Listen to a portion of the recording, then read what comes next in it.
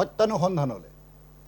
মই দিগন্ত কুমাৰ নাথে আপোনালোকক আদৰণি জনাইছোঁ। সত্যানুসন্ধানৰ মজিয়াত আজি আমি পাতিম এটা গুৰুত্বপূৰ্ণ বিষয়, আকৌ জাপানৰ প্ৰধানমন্ত্ৰীৰ অসম ভ্ৰমণ বাতিল কাৰণ কি? এই গুৰুত্বপূৰ্ণ বিষয় লৈ আমি আজি সত্যানুসন্ধানৰ মজিয়াত আলোচনা কৰিম। মনলৈ আহে 2019 চনৰ কথা। 2019 চনৰ ডিচেম্বৰ মাহত ন কন্যাৰ ৰূপত এইখন গুৱাহাটী মহানগৰ জিলিকি উঠিছিল। তেতিয়া জাপানৰ প্ৰধানমন্ত্ৰী চিনজো আবে তেখেত গুৱাহাটী ভ্ৰমণলৈ অহাৰ কথা আছিল। সকলোবিলাক কাৰ্যসূচী নিৰূপিত হৈছিল, কিন্তু পৰৱৰ্তী সময়ত তেখেতৰ এই যাত্ৰা বাতিল কৰা হ'ল। কাৰণ কা আন্দোলনৰ ভৰপক সেই অৱস্থাই গুৱাহাটীখনত নিৰাপত্তাজনিত দিশত প্ৰত্যাহ্বানৰ সৃষ্টি কৰিছিল। আৰু এইবাৰ 1, 2, 3 জুলাই তিনিদিনীয়া কাৰ্যসূচীৰে চানাই তাকাইছি জাপানৰ এইগৰাকী প্ৰধানমন্ত্ৰী গুৱাহাটী ভ্ৰমণলৈ অহাৰ দিন নিৰ্ধাৰিত হৈ থকাৰ পৰৱৰ্তী সময়ত এই ভ্ৰমণসূচী বাতিল কৰা হৈছে।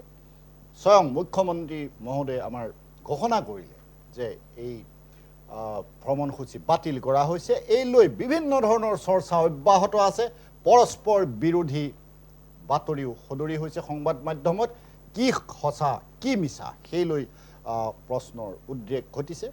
মই এনে বিষয় লৈ আলোচনালৈ আগবাঢ়িছোঁ। মই আলোচনাৰ বাবে আদৰিছোঁ এগৰাকী জ্যেষ্ঠ সাংবাদিক অচিন্ত শৰ্মা ডাঙৰীয়া। শৰ্মা ডাঙৰীয়াই তেখেতৰ দৃষ্টিকোণৰ পৰা আপোনালোকক বহুখিনি কথা ক'ব। মই আদৰিছোঁ বিজেপি দলৰ এগৰাকী মুখপাত্ৰ প্ৰাঞ্জল কলিতা। প্ৰাঞ্জলে তেখেতৰ দৃষ্টিকোণৰ পৰা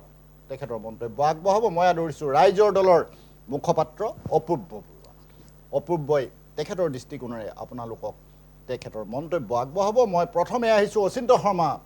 ডাঙৰীয়াৰ ওচৰলৈ, আৰু শৰ্মা ডাঙৰীয়াক মই এই কথা সুধিব বিচাৰিছোঁ যে দ্বিতীয়বাৰৰ বাবে জাপানৰ প্ৰধানমন্ত্ৰীৰ অসম ভ্ৰমণ বাতিল হোৱা এই ঘটনাই আপুনি কেনেধৰণে ব্যাখ্যা কৰিব, বা অসমে কি হেৰুৱালে, অসমে পাব লগা কি আছিল, এনেধৰণৰ বিষয়বিলাক সন্দৰ্ভত আপুনি আৰম্ভণিতে কি মন্তব্য দিব? নহয়, এতিয়া প্ৰথম কথা হ'ল এই ভ্ৰমণ কিয় বাতিল হ'ল, হয়, এই লৈ বিভিন্ন পৰস্পৰ বিৰোধী কথা ওলাইছে যদিও এতিয়ালৈকে বিষয়টো অস্পষ্ট। কাৰণ স্বয়ং মুখ্যমন্ত্ৰীয়ে কৈছে যে কিয় ভ্ৰমণ বাতিল হ'ল এই বিষয়ে তেওঁ নাজানে। তেওঁ এক্সটাৰ্নেল এফেয়াৰ্ছ মিনিষ্ট্ৰীৰ লগত কথা পাতি 2-3 দিনৰ ভিতৰত কথাটো জনাব। গতিকে মুখ্যমন্ত্ৰীজন হ'ল ৰাজ্যখনৰ প্ৰশাসনীয় আটাইতকৈ শীৰ্ষতম মানুহ, অসম প্ৰশাসনৰ শীৰ্ষতম মানুহ মুখ্যমন্ত্ৰী। গতিকে আমি আটাইতকৈ বেছি বিশ্বাস কৰিম তেওঁকে। গতিকে তেওঁ যিহেতু নিজে নাজানো বুলি কৈছে, বা তেওঁ এক্সটাৰ্নেল এফেয়াৰ্ছ মিনিষ্ট্ৰীৰ লগত কথা পাতিহে জনাব, গতিকে আমি এতিয়া বেলেগ কিবা স্পেকুলেশ্যন বা বেলেগ কিছুমান সূত্ৰৰ ওপৰত এই ক্ষেত্ৰত নিৰ্ভৰ কৰি বিশেষ লাভ নাই। গতিকে মই ভাবোঁ যে একজেক্টলি কিয় ভ্ৰমণ বাতিল হ'ল তাৰে কাৰণে আমি মুখ্যমন্ত্ৰীৰ ভাষ্যলৈ বা তেওঁৰ CMৰ পৰা দিয়া বিবৃতিলৈ আমি বাট চোৱা উচিত। আৰু কিন্তু এটা কথা ঠিক যে একেৰাহে দ্বিতীয়বাৰৰ বাবে বা ওপৰপৰি দ্বিতীয়বাৰৰ বাবে জাপানৰ প্ৰধানমন্ত্ৰীৰ অসম ভ্ৰমণ বাতিলটো খুব মানে এটা শুভ লক্ষণ নহয়, বা এটা মানে ভাল মেছেজ এটা যোৱা নাই। কাৰণ ৰণকৌশলগত দিশৰ পৰা জাপানৰ প্ৰধানমন্ত্ৰীৰ ফুটপ্ৰিণ্ট চীনে নিবিচাৰে এই অঞ্চলটোত, নৰ্থ ইষ্টত। যেনেকৈ তেওঁলোকে দালাই লামাক নিবিচাৰে ইয়াত। দালাই লামা ইয়ালৈ আহিলে তেওঁলোকে ৰিয়েক্ট কৰে। অকল দালাই লামা বুলি নহয়, অৰুণাচললৈ ভাৰতৰ প্ৰধানমন্ত্ৰী বা ৰাষ্ট্ৰপতি গ'লে ৰিয়েক্ট কৰে তেওঁলোকে। গতিকে জাপান তেওঁলোকৰ পৰম্পৰাগত শত্ৰু। আনহাতে শেহতীয়াভাৱে জাপানে চীনৰ আগ্ৰাসনৰ ক্ষেত্ৰত কিছু মানে এটা ৰণংদেহী ৰূপ লৈছে। তেওঁলোকে দ্বিতীয় বিশ্বযুদ্ধৰ আগৰ জাপানৰ অৱস্থালৈ তেওঁলোকে ঘূৰি যোৱা প্ৰক্ৰিয়া এটা আৰম্ভ কৰিছে। গতিকে এনে অৱস্থাত জাপানৰ প্ৰধানমন্ত্ৰীৰ অসম ভ্ৰমণ দুবাৰকৈ, সেইটো অন্য কাৰণত, যি কাৰণতে নহওক কিয়, কিন্তু যদি মানে যে চীনৰ ধমকিত বা চীনৰ ভয়ত বা চীনৰ কিবা এটা ষড়যন্ত্ৰত এই ভ্ৰমণ বাতিল হ'ল, তেনেকুৱা এটা মেছেজ গুচি গ'লে সেইটো এটা সামগ্ৰিকভাৱে ভাৰত চৰকাৰৰ এটা দুৰ্বলতা বুলি প্ৰমাণ হয় এই গোটেই বিষয়টোত। আৰু 3 নম্বৰ কথা হ'ল, যদি কিবা এটা অবাঞ্ছিত কাৰণৰ বাবে এই ভ্ৰমণ বাতিল হৈছে, তেতিয়াহ'লে এই ক্ষেত্ৰত চৰকাৰ প্ৰশাসন দোষী বা চৰকাৰ প্ৰশাসনৰ দুৰ্বলতা ওলাই পৰিছে। কাৰণ যিকোনো অবাঞ্ছিত কাৰণ ৰোধ কৰাৰ খুঁত থাকি গ'ল নেকি, যদি থাকি গ'ল, তেতিয়াহ'লে সেই খুঁতটো নোহোৱা কৰাৰ দায়িত্ব চৰকাৰ প্ৰশাসনৰ। তাৰ কাৰণে তেওঁলোকৰ হাতত আইন আছে, শক্তি আছে, নিৰাপত্তাৰক্ষী আছে, নিৰাপত্তাৰক্ষীৰ হাতত বন্দুক আছে, লাঠি আছে, সেইবোৰ ইউজ কৰিব পৰাকৈ আইন আছে। আনকি আইনৰ আওতাৰ বাহিৰলৈকে ইউজ কৰাৰো টেকটিক্স আছে তেওঁলোকৰ। গতিকে কেনেকৈ চিটুৱেশ্যন টেকেল কৰি ৰাখে বা জাপানৰ প্ৰধানমন্ত্ৰীৰ ভ্ৰমণৰ উপযোগী কৰি ৰাখে পৰিস্থিতিটো, সেইটো তেওঁলোকৰ দায়িত্ব। যদি কোনোবা দুষ্কৃতিকাৰীয়ে বা অপশক্তিয়ে নিবিচাৰে যে জাপানৰ প্ৰধানমন্ত্ৰীয়ে ভাৰত ভ্ৰমণ কৰক, অসমলৈ আহক, তেতিয়া তেওঁলোকে তাত বাধা দিব চেষ্টা কৰিবই। সেই অপশক্তিখিনিৰ সেইটো কামেই বাধা দিব চেষ্টা কৰাটো কিন্তু অপশক্তিক মষিমূৰ কৰাটোৰ দায়িত্ব হ'ল চৰকাৰ প্ৰশাসনৰ তাৰ কাৰণে তেওঁলোকৰ হাতত পৰ্যাপ্ত ক্ষমতা আছে আনহাতে জাপানী পক্ষই যিটো কৈছে এই ভ্ৰমণৰ বাতিলকৰণৰ কাৰণে তেওঁলোকে টাইট চিডিউল দেখুৱাইছে যদিও লগত মানে আনএভইডেবল লজিষ্টিকেল ইছ্যুজ বুলি কথা এটা কৈছে এতিয়া আনএভইডেবল লজিষ্টিকেল ইছ্যুজ কি তেওঁলোকৰ সেই লজিষ্টিকেল ইছ্যুজবিলাকে কি সামৰি লৈছে ট্ৰেফিক ফ্ৰী ফ্ল' সামৰি লৈছে নেকি তেওঁলোকে যদি ট্ৰেফিক ফ্ৰী ফ্ল' সামৰি লৈছে তেতিয়াহ'লে সেইটোৰ ক্ষেত্ৰত কিবা গুৱাহাটীত বাধা আহিব পাৰে বুলি ভাবিছে নেকি আনহাতে আনএভইডেবল ৰিজনছ বুলি যিটো আকৌ আনএভইডেবল ৰিজনছবিলাক কি এটা কথা ঠিক যে কূটনৈতিক শালীনতাৰ কাৰণে চব বস্তু তেওঁলোকে মুকলিকে নকয় কোনো দেশে নকয় যে আপোনাৰ দেশৰ ল এণ্ড অৰ্ডাৰ বেয়া মই নাযাওঁ বা আপোনাৰ ৰাস্তা ঘাট বেয়া মই নাযাওঁ হয়তো ইনফৰ্মেলি তেওঁলোকে ক'ব কিন্তু ফৰ্মেলি সেইটো নকয় সেইটো গোটেই সেইকাৰণে এতিয়া আটাইতকৈ দৰকাৰী কথা দুটাই হ'ল এটা হ'ল আমি মুখ্যমন্ত্ৰীৰ ভাষ্যলৈ বাট চোৱা আৰু ২ নম্বৰ কথা হ'ল যদি মুখ্যমন্ত্ৰীয়েও ভাবে যে কিবা অবাঞ্ছিত কাৰণৰ কাৰণে নাহিল তেতিয়াহ'লে কিহৰ কাৰণে সেনেকুৱা অবাঞ্ছিত পৰিস্থিতিৰ সৃষ্টি হ'ল দ্বিতীয়বাৰৰ বাবে জাপানৰ প্ৰধানমন্ত্ৰীৰ ভ্ৰমণ বাতিল হ'ব লগা সেই বিষয়ে এটা উচ্চস্তৰীয় তদন্ত হ'ব লাগে আৰু দোষীক কৰায়ত্ব কৰি এটা দৃষ্টান্তমূলক শাস্তি দিব লাগে যাতে ভৱিষ্যতে দেশ বিৰোধী কাৰ্য কৰিবলৈ কোনেও সাহস নকৰে গুৰুত্বপূৰ্ণ কথা কৈছে অচিন্ত শৰ্মা ডাঙৰীয়ে তেখেতক মই ধন্যবাদ জনাইছোঁ আৰু সঁচাকৈ মুখ্যমন্ত্ৰী ডাঙৰীয়াই এটা কথা স্পষ্ট কৰিছিলে যে বৈদেশিক সচিবে মুখ্য সচিব আমাৰ ৰাজ্যৰ মুখ্য সচিবক জনাইছে এই ভ্ৰমণ বাতিলৰ বিষয়টো আৰু মুখ্যমন্ত্ৰীয়ে স্বয়ং বৈদেশিক মন্ত্ৰীক সাক্ষাৎ কৰাৰ পৰৱৰ্তী সময়ত সকলো কথা স্পষ্ট হ'ব বুলি তেখেতে উল্লেখ কৰিছে মই আহিছোঁ প্ৰাঞ্জল কলিতাৰ ওচৰলৈ প্ৰাঞ্জলে এই কথা ক'ব লাগে যে দ্বিতীয়বাৰৰ বাবে জাপানৰ প্ৰধানমন্ত্ৰীৰ এই অসম ভ্ৰমণ বাতিল হৈছে প্ৰাঞ্জলৰ কি ক'ব লাগে হয় দ্বিতীয়বাৰৰ বাবে 2019 চনৰ পিছত 2026 চনত দ্বিতীয়বাৰৰ বাবে এক সুযোগ অসমবাসীৰ হাতলৈ আহিছিলে অসম চৰকাৰলৈ সুযোগ আহিছিলে আৰু অসম চৰকাৰে দ্বিতীয়বাৰৰ বাবে এই সুযোগ হেৰুৱাব লগা হ'ল গতিকে আমি দেখা পালোঁ যে যেতিয়াৰ পৰা মুখ্যমন্ত্ৰী ডাঙৰীয়াই জাপানৰ এক উচ্চ পৰ্যায়ৰ প্ৰতিনিধি অসমত পদাৰ্পণ কৰিব বুলি কৈছে আৰু তেতিয়াৰ পৰাই অসমৰ যি ৰাজধানী গুৱাহাটী চহৰত চাৰিওফালে বিউটিফিকেশ্যনৰ নামত বা অন্যান্য যিসমূহ ইয়াত কাৰুকাৰ্য কৰা হৈছে অতিথি আদৰিবৰ বাবে এই সকলোবোৰ কাৰ্যৰ আমি ৰাজ্যৰ যিসমূহ বিৰোধী শক্তি আছে সেয়া কংগ্ৰেছেই হওক ৰাইজৰ দলেই হওক অসম জাতীয় পৰিষদ হওক বা অন্যান্য যিসমূহ বামপন্থী শক্তি আছে তেওঁলোকে তাৰ আমি বিৰোধিতা কৰা দেখা পালোঁ তেওঁলোকে তেওঁলোকৰ সামাজিক মাধ্যম যোগে বা তেওঁলোকে অন্যান্য সংবাদ মাধ্যম যোগে তেওঁলোকে এটা কথাই ক'লে যে জাপানৰ প্ৰধানমন্ত্ৰী আহিব এতিয়া আমাৰ টকাৰে কিয় বিউটিফিকেশ্যন কৰিব লাগে আমাৰ টকাৰে মানে আমি দিয়া টেক্সৰ টকাৰে কিয় খৰচ কৰিব লাগে গতিকে আমি এগৰাকী অতিথি মাতিছোঁ অতিথি এগৰাকী আহিব আহি আমাৰ ৰাজ্যত তেওঁলোকে ইনভেষ্টমেণ্ট কৰিব তেওঁলোকে উদ্যোগ স্থাপন কৰিব আমাৰ ডেকা যুৱক যুৱতীসকল তাত নিয়োজিত হ'ব গতিকে তেনেকুৱা এগৰাকী অতিথিক আমি মাতিছোঁ আৰু অতিথিগৰাকীক এতিয়া বদনাম কৰিবৰ বাবে বা অতিথিগৰাকীক অসন্মান কৰাৰ কাৰণে তেওঁলোকে যে পন্থা হাতত লৈছে তেওঁলোক আচলতে ইয়াত সফল হৈছে কাৰণ আমি দেখিছিলোঁ যে 2019 চনত কা আন্দোলন হৈছিলে আৰু তেতিয়া মই কটন কলেজৰ ছাত্ৰ আছিলোঁ আৰু মই তেতিয়া নিজে সেই আন্দোলনত নামি পৰিছিলোঁ কিন্তু পৰৱৰ্তী সময়ত যে কা আন্দোলনৰ বাবে কোৱা হৈছিলে যে অসমত 90 লাখ হিন্দু বঙালী আহিব 1 কোটি 20 লাখ হিন্দু বঙালী আহিব কিন্তু তাৰ পিছৰ পৰ্যায়ত যেতিয়া কেৱল 3 গৰাকী ব্যক্তিয়ে কাৰ জৰিয়তে অসমৰ নাগৰিকত্ব পালে বা ভাৰতবৰ্ষৰ নাগৰিকত্ব পালে তেতিয়া আমাৰ ফুলবোৰ ভাঙিলে আৰু আমি তেতিয়া সেই আমি যি আন্দোলন কৰিছিলোঁ সেই আন্দোলন কাৰ্য আমি ত্যাগ কৰিলোঁ গতিকে এতিয়া এটা লক্ষ্য কৰিব যে সেইখিনি সময়ত যিখিনি নেতৃত্ব লোৱা মানুহ 2019 চনত আৰু এতিয়া 2026 চনৰ নেতৃত্ব লোৱা মানুহ কিন্তু একেটাই যে ৰাইজৰ দল কংগ্ৰেছ অসম জাতীয় পৰিষদ বামপন্থী দল সেই একেখিনিয়ে মানুহ যিয়ে হয়তো তেওঁলোকে নিবিচাৰে যে যিদৰে আজি চীনৰ লগত জাপানৰ সম্পৰ্ক বেয়া হৈছে বা আজি ভাৰতবৰ্ষৰ যি ধৰণে বহিৰাষ্ট্ৰৰ লগত যি ধৰণৰ সম্পৰ্ক আৰম্ভ হৈছে আজি ইউৰোপিয়ান ইউনিয়নৰ লগত সম্পৰ্ক আৰম্ভ হৈছে আজি ডুবাইৰ লগত পোনপটীয়াকৈ আজি বিমান সেৱা আৰম্ভ হৈছে গতিকে তেওঁলোকে হয়তো নিবিচাৰে যে অসমখন আগবাঢ়ি যাওক অসমৰ যুৱক যুৱতীসকল নিয়োজিত হৈ যাওক কাৰণ তেওঁলোকে সমস্যা হৈ থকাটোৱে তেওঁলোকে বিচাৰে সমস্যাটো কেতিয়াও তেওঁলোকে সমাধান হোৱাটো নিবিচাৰে হয় তেওঁলোকে ক'ব বিচাৰি আছে যে জুবিন গাৰ্গ ডাঙৰীয়াৰ ফটোখন অঁকাৰ বাবে যি এক যান জঁটৰ পৰিৱেশৰ সৃষ্টি হ'ল গণেশগুৰিত হয় কিন্তু চাব যেতিয়া সেই ফটোখন কোনোবা ঠিকাদাৰৰ আচলতে কৰ্মচাৰীয়ে বা কোনোবা লেবাৰে ফটোখন মুচিলে কিন্তু মুচাৰ পিছত যেতিয়া তেওঁলোকে ফটোখন পুনৰ আঁকিম বুলি ক'লে তেতিয়াতো কিন্তু চৰকাৰ প্ৰশাসনে তেওঁলোকক বাধা আৰোপ কৰা নাছিলে তেওঁলোকক সম্পূৰ্ণ শান্তিৰক্ষাভাৱে সম্পূৰ্ণভাৱে তেওঁলোকক সেই ছবিখন আঁকিবলৈ দিয়া হৈছিলে গতিকে তাৰপিছত তেওঁলোকে এটা কথা কৈ আছিলে যে আমি গুৱাহাটী অচল কৰি দিম আপোনালোকে জুবিন গাৰ্গ ডাঙৰীয়াক ন্যায় প্ৰদান কৰিব পৰা নাই এই যি ধৰণৰ তেওঁলোকৰ কথা গুৱাহাটী অচল কৰি দিয়া কথা গতিকে এই কথাবোৰত সাধাৰণভাৱে এগৰাকী বিদেশী যিহেতু প্ৰধানমন্ত্ৰী আমাৰ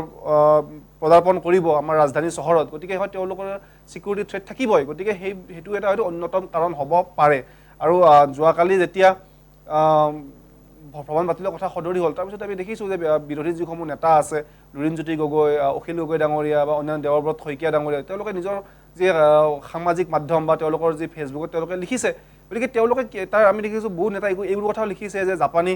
কোম্পানীত চাকৰি কৰিব পৰাকৈ অসমৰ ল'ৰা ছোৱালী এতিয়াও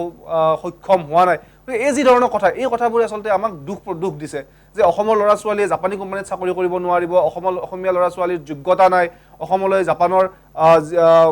আচলতে উদ্যোগ অহাৰ অসমৰ কোনো থল নাই, এই যিবোৰ কথা তেওঁলোকে কৈছে। গতিকে অসমত যুৱক যুৱতীসকলৰ যি সংস্থাপনৰ বাবে যি পথ আচলতে প্ৰশস্ত হৈছিলে, গতিকে এই পথ তেওঁলোকে বন্ধ কৰিলে। গতিকে তাৰ বাবে আমি ভাবোঁ যে অসমৰ ৰাইজে তেওঁলোকে আৰু সমান নকৰিব। গুৰুত্বপূৰ্ণ কথা কৈছে প্ৰাঞ্জল কলিতাই। মই তেখেতৰ ওচৰলৈ পুনৰ আহিম। তেখেতৰ পৰা জানিব লগা আমাৰ আৰু কথা আছে, আৰু তেখেতে কিছু কথা উল্লেখ কৰিছে। মই অপূৰ্ব বৰুৱাৰ ওচৰলৈ আহিম, অপূৰ্বই এই বিষয়ে ক'ব। কাৰণ 18 জুন এই দিনটোৰ কথা আমি কোনোৱে পাহৰিব নোৱাৰোঁ। গণেশগুৰিত জুবিন গাৰ্গৰ ফটো মচাৰ পাছত সাংঘাতিক ধৰণে প্ৰতিবাদ হৈছিলে, আৰু বিয়লিলৈ প্ৰায় গণেশগুৰি বন্ধ হৈ গৈছিল। আৰু সেই সময়তে গণেশগুৰি এই অঞ্চলত জাপানী প্ৰতিনিধিৰ দল এটা উপস্থিত হোৱা বুলি তেখেতসকলে এই পৰিস্থিতি প্ৰত্যক্ষ কৰা বুলি কিছুমান বাতৰি চৰ্চাত আছে। সঁচা মিছা সেই বিষয়ে আমি মন্তব্য নকৰোঁ, কিন্তু চৰ্চাত আছে। আৰু ইয়াৰ পৰৱৰ্তী সময়তে প্ৰধানমন্ত্ৰীগৰাকীৰ এই ভ্ৰমণ বাতিলৰ বিষয়টো পোহৰলৈ অহাত কিছুমান কথা কাকতালীয় হৈ পৰিছে। মই অপূৰ্ব বৰুৱাক সুধিব বিচাৰিছোঁ, তেখেতে কি কয়। প্ৰথম কথা, জাপানৰ প্ৰধানমন্ত্ৰীগৰাকীক আমি অসমলৈ স্বাগতম জনাওঁ, আমি তেওঁক আদৰোঁ, বা তেওঁ আহিলে অসমত নিবনুৱাসকলে জাপানত গৈ কিবা কাম কৰিব বা কৰ্মসংস্থাপন পাব বুলি আমি আশাবাদী। কিন্তু তেওঁ যিখিনি কথা ক'লে আমাৰ কলিতা ডাঙৰীয়াই, মই ইয়াতে এটা কুৱেশ্যন আছে যে জাপানৰ প্ৰধানমন্ত্ৰী ডাঙৰীয়া ভাৰতলৈ আহিব, কিন্তু অসমলৈ আহিব বুলি কিবা চাৰ্কুলাৰ কিবা নটিচ ওলাইছে নেকি? আমিতো দেখা পোৱা নাই আজিলৈকে কেনেকুৱা অসমত যে আহিব। মুখ্যমন্ত্ৰী হিমন্ত বিশ্ব শৰ্মা ডাঙৰীয়া আগৰ পৰাই তেওঁ কৈছে যে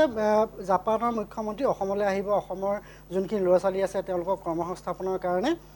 জাপানলৈ নিব বা কিবা কিবি শিকাব বা তেনেকুৱা ধৰণৰ কামখিনি তেওঁলোকে জাপানত গৈ পেলাই কৰাব। কিন্তু মোৰ প্ৰশ্নটো এইটো যে ভাৰতলৈ আহিম বুলি তেওঁ কৈছে হয়, কিন্তু অসমলৈ যে জাপানৰ প্ৰধানমন্ত্ৰীগৰাকী আহিব কিবা নটিচ আছে নেকি? তেনেকুৱা ধৰণৰ কিবা চাৰ্কুলাৰ ওলালে নেকি? আমি কিন্তু বৰ্তমান দেখা পোৱা নাই। কিন্তু ANI নিউজত চাব, এখন চাৰ্কুলাৰ ওলাইছে নিউজত, মানে দেখা পাইছোঁ আমি চবেই ANI নিউজৰ ফালৰ পৰা, তাত অসমলৈ আহিব বুলি কোনো ধৰণৰ তেনেকুৱা ধৰণৰ কথা উল্লেখ নাই। আৰু তেওঁলোকে মিছা কথা এইটোৱে কৈছে, এইকাৰণে কৈছে যে হিমন্ত বিশ্ব শৰ্মাই অলৰেডি আগতে ক'লে জাপানৰ প্ৰধানমন্ত্ৰী অসমলৈ আহিব, কিন্তু নাহে কাৰণে তেওঁলোকে এটা মিছা প্ৰশ্ৰয় ল'লে যে জুবিন গাৰ্গৰ ফটোখন মচি দিলে আমাৰ প্ৰশাসনে। যেতিয়া প্ৰশাসনে ফটোখন মচি দিলে তেতিয়া তেওঁলোকে কি কৰিব? যে অসমৰ মানুহখিনি জুবিন প্ৰেমী, সকলোৱে জুবিন গাৰ্গক হিয়াৰ আমঠুত আৰু আমি চকুত দেখি আছোঁ বা সকলোৱে তেওঁক বহুত মৰম কৰে। যেতিয়া জুবিন গাৰ্গৰ ফটোকপি তেওঁ প্ৰশাসনে যেতিয়া মচি দিয়াৰ পাছত সকলো ৰাজপথলৈ ওলাই আহিলে। ৰাজপথলৈ ওলাই গৈ তেওঁলোকে এটাই ইছ্যু ল'ব, এতিয়াতো বেলেগ ইছ্যু নাই, কাৰণ জাপানৰ প্ৰধানমন্ত্ৰী কোনো নটিচ নাই বা কোনো চাৰ্কুলাৰ ওলোৱা নাই যে অসমলৈ আহিব। তেওঁলোকে সেইকাৰণে এটা মিছা কথাৰ আশ্ৰয় লৈছে। আৰু তেওঁলোকে যেতিয়া এইটো ঘটনা ঘটি গ'ল, তেওঁলোকৰ এটা ডাঙৰ প্ৰি প্লেনিং হৈ গ'ল। তেওঁলোকে ক'ব বিচাৰি আছে যে জুবিন গাৰ্গৰ ফটোখন মচাৰ প্ৰতিবাদৰ কাৰণে জাপানৰ টীমটো আহিলে অসমত অহা দেখা পাই পেলাই তেওঁলোকৰ অসমৰ এইখিনি কথা ক'লে। সেইখিনি অত্যন্ত মিছা কথা, কিয়নো আমি একদম স্পষ্টভাৱে কৈছোঁ যে অসমলৈ জাপানৰ প্ৰধানমন্ত্ৰীগৰাকী অহাৰ কোনো ধৰণৰ আমি চাৰ্কুলাৰ বা নটিচ দেখা পোৱা নাই। এটা গুৰুত্বপূৰ্ণ কথা অপূৰ্ব বৰুৱাই কৈছে। আমাৰ স্বয়ং মুখ্যমন্ত্ৰী ডাঙৰীয়াই এই কথা প্ৰকাশ কৰি আছিল। আৰু জাপানৰ এই প্ৰতিনিধি দল, প্ৰধানমন্ত্ৰীসহ প্ৰতিনিধি দলক আদৰিবৰ বাবে সমগ্ৰ গুৱাহাটীখন ন কইনাৰ দৰে জিলিকি উঠিছিলে। সেই কথা আমি প্ৰত্যেকেই গম পাওঁ। কি খাব, ক'ত থাকিব, এনেধৰণৰ সমগ্ৰ ব্যৱস্থাৱলী সম্পূৰ্ণ হৈ উঠিছিলে। প্ৰাঞ্জল কলিতাই কি কয়? নাই চাওক, যেতিয়া আমি এটা বস্তু দেখিলোঁ সাংঘাতিকভাৱে, যেতিয়া জাপানৰ প্ৰধানমন্ত্ৰীৰ ভ্ৰমণ বাতিল হ'ল, তাৰ পিছৰে পৰা বিৰোধীয়ে কি কোৱা আৰম্ভ কৰিলে যে হয় আমিতো আমন্ত্ৰণ জনাইছোঁ, কিন্তু তাৰ আগলৈকে তেওঁলোকে কি কৰিছিলে যে যিবোৰ গছ ৰোপণ কৰা হৈছিলে, এই গছবোৰৰ যিবোৰ জীৱন্ত গছ, এই গছবোৰ এআইৰে তেওঁলোকে নিৰ্মাণ কৰি মৃত গছ তেওঁলোকে ফেচবুকত প্ৰচাৰ কৰিছিলে। তেওঁলোকৰ নেতাই প্ৰচাৰ কৰিছে এইবোৰ। গতিকে জাপানৰ প্ৰধানমন্ত্ৰী যেতিয়া ভ্ৰমণসূচী বাতিল হ'ল, তাৰপিছত তেওঁলোকে এতিয়া কৈছে নাই যে আমি আমন্ত্ৰণ কৰিছোঁ, আমি উদ্যোগ হ'লে ভাল পাওঁ। কিন্তু ভ্ৰমণসূচী যেতিয়ালৈকে বাতিল হোৱা নাছিলে তেতিয়ালৈকে তেওঁলোকে কি কৈ আছিলে যে আমি যি টেক্স দিওঁ, আমি যি টকা চৰকাৰক দিওঁ টেক্স হিচাপে, সেই টকা অপব্যয় কৰিছে। গতিকে আমি এগৰাকী আলহীক মাতিম অসমলৈ, আৰু আলহীক মাতি আমি তেওঁক এনেকুৱা ধৰণৰ অপমান কৰিম, গতিকে কোনে এই কথা সহ্য কৰিব? এতিয়া আপোনালোকে এটা কথা লক্ষ্য কৰিব যে হয় ফটোখন মুচিছে আমি জুবিন গাৰ্গ ডাঙৰীয়া আমাৰো হিয়াৰ আপোন জুবিন গাৰ্গ ডাঙৰীয়াক লৈ আমি কেতিয়াও বিজেপি দলে কেতিয়াও তেওঁক ৰাজনীতি কৰা নাই কিন্তু নিৰ্বাচনৰ দিনাখন যেতিয়া এখন বিধানসভাৰ নিৰ্বাচনৰ পুলিং হৈছিলে 9 এপ্ৰিল তাৰিখে সেইদিনাখন কিন্তু কংগ্ৰেছৰ যিসমূহ বুথ আছিলে ৰাইজৰ দলৰ যিসমূহ তেওঁলোকৰ বুথ আছিলে বা যিসমূহ অন্যান্য বিৰোধী বুথ আছিলে তাত তেওঁলোকে জুবিন গাৰ্গ ডাঙৰীয়াৰ ফটো লগাই তাত তেওঁলোকে ৰাজনীতি কৰিছিলে যে তেওঁলোকে জুবিন গাৰ্গ ডাঙৰীয়াৰ ফটো ডাঙৰকৈ তাত আঁৰি দিছিলে তেওঁলোকে ৰাজনীতি কৰিছিলে তেওঁলোকৰ নেতাই দিনত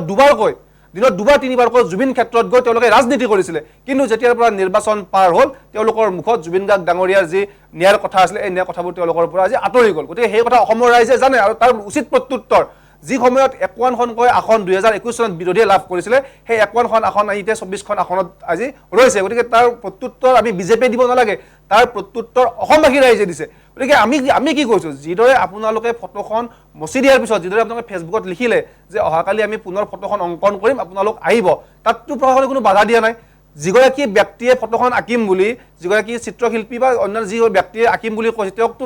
চৰকাৰেতো তেওঁকতো গ্ৰেপ্তাৰ কৰি তেওঁকতো জেলত পঠোৱা নাই তেওঁক ছবিখন আঁকিবলৈ দিছে কিন্তু তাৰ পিছত কিয় বিৰোধীৰ ফালৰ পৰা এনেকুৱা এটা যে আহ্বান নাহিলে যে অসমত বিদেশী প্ৰতিনিধি আহিবলৈ গৈ আছে অসমত 50টাতকৈ অধিক বিদেশী কোম্পানীৰ প্ৰতিনিধি আহিবলৈ গৈ আছে সকলো এটা আমন্ত্ৰণ সকলো এটা যে মেছেজ এটা দিয়ক ফেচবুকত যে আমি আপোনালোক আদৰিছোঁ গতিকে তেনেকুৱা ধৰণৰ এটাও আমি কল নাপালোঁ সেই কল আমি পাইছোঁ নেকি কিন্তু যেতিয়াই ভ্ৰমণ বাতিল হ'ল তাৰপিছৰ পৰা সকলো আচলতে অসমপ্ৰেমী হৈ পৰিল গতিকে এই যে তেওঁলোকৰ যি ষড়যন্ত্ৰ তেওঁলোকে যে সমস্যা হৈ থকা তেওঁলোকে যে বিচাৰে গতিকে এই সমস্যা ইতিমধ্যে ফাদি লৈছে কিন্তু কিয় তেওঁলোকে অসমৰ যুৱক যুৱতী অসমত চাকৰি পোৱাটো নিবিচাৰে কিয় অসমৰ ইকনমি ভাল হোৱাটো নিবিচাৰে কিয় অসমৰ পৰা দৰিদ্ৰতা আঁতৰ হোৱাটো তেওঁলোকে নিবিচাৰে এই কথাটো আচলতে আমি বুজি পোৱা নাই গতিকে এই কথাটোক লৈ আমাৰ বেয়া লাগিছে যে বিৰোধীয়ে যি তেওঁলোকৰ নিকৃষ্ট চৰিত্ৰ এই যি বিগত যি 5-4 দিনৰ যি তেওঁলোকৰ যি নিকৃষ্ট চৰিত্ৰ তেওঁলোকৰ যি প্ৰকাশ পালে তেওঁলোকে যে জুবিন গাৰ্গ ডাঙৰীয়াক যে তেওঁলোকৰ আচলতে আন্দোলনৰ বিষয় হিচাপে লৈ তেওঁৰ যে সত্তাৰকো তেওঁলোকে যে বদনাম কৰিব বিচাৰিছে গতিকে এই বিষয়টোক লৈ আমি আচলতে বেয়া পাইছোঁ বা এই বিষয়টো আমাৰ আচলতে চিন্তা হৈছে গতিকে আমি ভাবোঁ যে হয় ইতিমধ্যে যোৱাকালি কেবিনেট মিটিঙৰ পিছত মুখ্যমন্ত্ৰী ডাঙৰীয়াই কৈছে যে ইনভেষ্টমেণ্ট সামিটখন এতিয়াও অসমত কৰিবলৈ বা গুৱাহাটীত কৰিবলৈ তেওঁলোকে আপ্ৰাণ চেষ্টা কৰি আছে গতিকে আমি তেওঁলোকক হাতজোৰ কৰিছোঁ তেওঁলোকক যে ৰিকুৱেষ্ট কৰিছোঁ যে অন্ততঃ আপোনালোকে এই যিখিনি ইনভেষ্টৰ আহিব অসমত বা যিখিনি জাপানীজ ইনভেষ্টৰ আহিব তাৰ বিৰুদ্ধে আপোনালোকে নকৰিব কাৰণ আপোনাৰ চাকৰি অসমৰ যুৱক যুৱতীয়ে খাব বিচৰা নাই আপুনি পোৱা টকাকেইটা অসমৰ যুৱক যুৱতীয়ে নিব বিচৰা নাই তেওঁলোকে নিজৰ যোগ্যতাৰ বলত তেওঁলোকে চাকৰি পাব তেওঁলোকে নিজৰ যোগ্যতাৰ বলত তেওঁলোকে নিজৰ ঘৰখন চলাব গতিকে আপোনাৰ চলাৰ ব্যৱস্থা তেওঁলোকে নোহোৱা কৰিব বিচৰা নাই গতিকে আপুনি আপোনাৰ কাম কৰক আপোনালোকে বিৰোধীয়ে নিজৰ কাম কৰক কিন্তু এই যিখিনি যুৱক যুৱতী আছে যিয়ে আজি বহিৰাজ্যত গৈ তেওঁলোকে মৃত্যুবৰণ কৰিব লগা হয় যিয়ে আজি বহিৰাজ্যত গৈ তেওঁলোকে সৰু চাকৰি 4th গ্ৰেডৰ চাকৰি তেওঁলোকে বিভিন্ন ধৰণৰ সিকিউৰিটি চাকৰি কৰিব লগা হয় তেওঁলোকে অসমত এটা সন্মানীয় চাকৰি পোৱাৰ এক বাট প্ৰশস্ত কৰিব বিচাৰিছে এইখন বিজেপি চৰকাৰ গতিকে তাক আপোনালোকে বাধা প্ৰদান নকৰিব প্ৰাঞ্জলক মই কিছু সময় ধৈৰ্য ধৰিবৰ বাবে অনুৰোধ কৰিছোঁ মই অপূৰ্ব বৰুৱাৰ ওচৰলৈ আহিছোঁ অপূৰ্বক মই এই কথা সুধিব বিচাৰিছোঁ যে আমাৰ মৰমৰ আমাৰ হিয়াৰ আমঠু শিল্পীগৰাকীক লৈ সঁচাকৈ ৰাজনীতি কৰা হৈছে নেকি প্ৰাঞ্জলে অভিযোগ কৰিছে চাওক প্ৰাঞ্জলে অভিযোগ কৰিবই কাৰণ এতিয়া তেওঁ বিজেপিৰ মুখপাত্ৰ হৈ পেলাই তেওঁ কৈ আছে প্ৰাঞ্জলে অভিযোগ কৰাটো তেওঁৰ নিজৰ দায়িত্ব বুলি হয় কিয়নো চাওক আমাৰ অসমৰ ৰাইজে দেখিছে জুবিন দা আমাৰ হিয়াৰ আমঠু আৰু তেওঁক লৈ ৰাজনীতি কৰাটো কোনো ধৰণৰ কথাই আহি নপৰে কাৰণ তেওঁ আজিলৈকে ন্যায় পোৱা নাই তেওঁৰ ডেট বাই ডেট তাৰিখৰ ওপৰত তাৰিখ হৈ আছে আজিলৈকে যদি তেওঁলোকে যদি এখন ফাষ্ট ট্ৰেক আদালতটো চলালে হয় জুবিন দাই ফাষ্ট ট্ৰেক আদালতে চলি আছে কামটো মানে অকণ হয়তো স্পীড কৰিব লাগিছিলে তেওঁলোকে শ্ল' কৰি গৈ আছে আমি জুবিন দাৰ ন্যায় পোৱাটো অতি সোনকালে বিচাৰিছোঁ লগতে তেওঁ কৈছে যে ইয়াত ডেভেলপমেণ্টৰ গছপুলি ৰুলে বা আপোনাৰ তেওঁ ক'লে যে ৰাস্তাৰ ঘাঁহে পথাৰ আগফালে ধুনীয়া গছপুলি ৰুইছে মই তেওঁক এটা কুৱেশ্যন কৰিব বিচাৰিছোঁ গুৱাহাটীৰ ৰাস্তাখিনি ইমান ধুনীয়া ৰাস্তা তাৰ কিনাৰতে ব্লক ইটাখিনি লগোৱা আছে যদি ব্লক ইটাখিনি ভাঙি পেলাই তাত যদি এডাল আপোনাৰ শিপা নোহোৱা গছপুলি লগাই তাত আম ডাইৰেক্ট লাগি যোৱা দেখিছে আপুনি ফটো ভিডিঅ'খিনিত দেখিছে যে আম ডাইৰেক্ট লাগি গ'ল লোমে ইফালে গছপুলি কালি লগাইছে আজিৰ ভিতৰত আম লাগি গৈছে এনেকুৱা ধৰণৰ গছপুলি লগাই পেলাই তেওঁলোকে এইটো প্ৰচাৰ কৰি তেওঁলোকে মিছা কথাই কয় মানে তেওঁলোকৰ কথা কোনো ধৰণৰ বিশ্বাস কৰিব নোৱাৰি দ্বিতীয়তে আপুনি যদি জাপানৰ প্ৰধানমন্ত্ৰীগৰাকী আমাৰ গুৱাহাটীত আহি পেলাই এণ্ট্ৰি কৰিলে হয় যদি আপুনি এটা চিম্পুল এটা উদাহৰণ দিছোঁ যদি আপোনাৰ এইটো গণেশ মন্দিৰৰ পৰা একদম আপোনাৰ কাহিলীপাৰা আপোনাৰ এইটো ভেটাপাৰা ৰাস্তাটোত যদি যায় সেই ৰাস্তাটোত গ'লে তেওঁ কি অৱস্থা হ'লে আপুনি যাব যদি বাইকত যায় বা চাইকেলত যায় বা গাড়ীত যায় তাৰ ব্লক ইটাবিলাক এনেকুৱা ধৰণৰ সিঁচাৰিত হৈ আছে যদি কেনেবাকৈ গাড়ীৰ চকা স্পীডত গৈ ব্লক ইটাত লাগি পেলাই কোনোবা এখন বাইকত গৈ থকা যাত্ৰীখিনিৰ মাথাটো ফাটি যায়, তাৰ ৰিস্কখিনি কোনো নল'ব। চাওক, গুৱাহাটী উন্নয়ন নেকি, গুৱাহাটী ডেভেলপ হৈছে নেকি? আপুনি গুৱাহাটীৰ ৰাস্তা ঘাটবিলাক ভালকৈ চাওক, ইমান ধৰণৰ বেয়া, ইমান ধৰণৰ অত্যন্ত বেয়া। এই চৰকাৰখনে কি কৰিছে? সকলোতো মিছাৰ আশ্ৰয় লৈ আছে এতিয়ালৈকে। চাওক, তাতে এইটো কথা সোমোৱাব নালাগে, কিন্তু মই সোমোৱাই দিছোঁ। আমি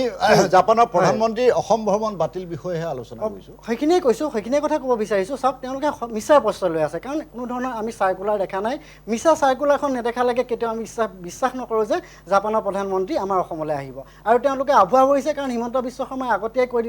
দিছিলে যে ইলেকশ্যনৰ সময়ত আমি আমাৰ ইয়াৰ পৰা কিমানখিনি ল'ৰা ছোৱালী জাপানলৈ পঠিয়াম। এতিয়া তেওঁৱে নাহিলে, কেনেকৈ পঠিয়াব? সকলোখিনি মিছা কথা। এতিয়া আমাৰ এই কথাখিনি বিশ্বাস কৰাৰ মানে কোনো কথা নহয়, মানে মই কোৱা কথাখিনি।